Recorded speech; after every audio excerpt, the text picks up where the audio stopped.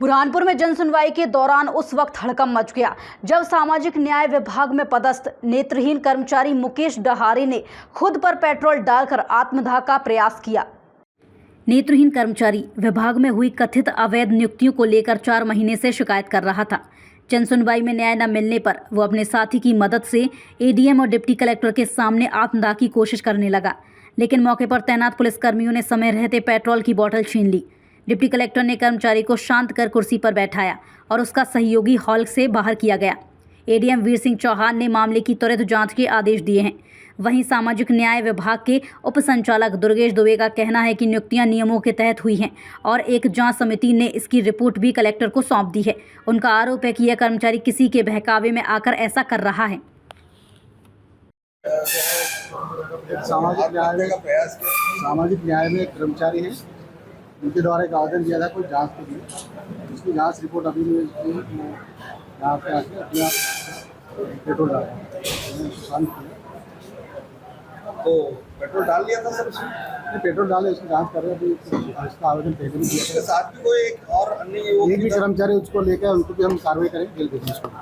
नहीं, समस्या का समाधान हो जाएगा। उसका कोई शिकायत है, उसकी जांच नहीं होगी। बाकी ये भी कर्मचारी है, शासकीय कर्मचारी, उसको कोई दिक्कत नहीं है, लेकिन हो सकता है किसी और की परेशानी। मैंने यहाँ पे जनसुनवाई में पेट्रोल डाला क्योंकि मैं परेशान हो गया था मानसिक तरह से कि मैं बार बार जांच रिपोर्ट के पीछे मैंने कलेक्टर साहब से भी मिला। कलेक्टर साहब ने भी बोला कि आपको जांच रिपोर्ट मिल जाएगी। अब उन्होंने समिति बना दिया गया था, लेकिन अभी तक मुझे जांच रिपोर्ट नहीं दिया गया। और हमारे जो दुर्गेश सर बोलते हैं कि कोषाध्यक्ष के पास है, तो मतलब ड्यूटी कलेक्टर के पास है, तो मार्क होके आएगी तब आपको दिया जाएगा। तो मेरे लिए तो आचरण का लेटर सवाल उठा रहे हैं। पहले ये बताओ ना, जो भावना वित्तल जो मैडम थी, उन्होंने एससी इसके ऊपर कितने जारी किए थे? वो अगर उनकी फाइल मंगाइए, लास्ट वार्निंग दिया गया था। नहीं तो ये बुरहानपुर में नजर आते ही नहीं।